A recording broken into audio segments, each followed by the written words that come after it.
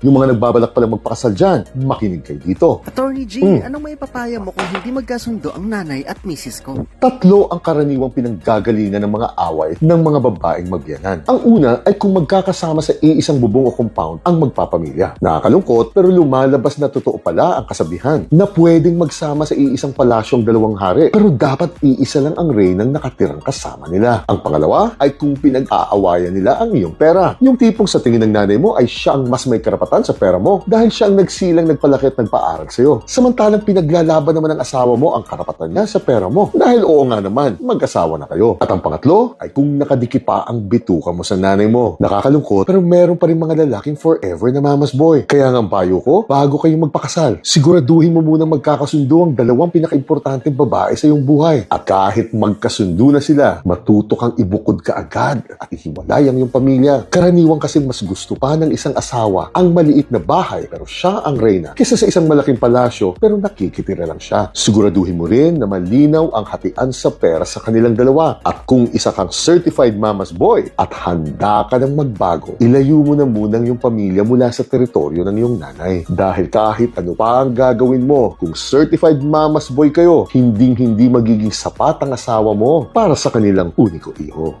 Jeanette!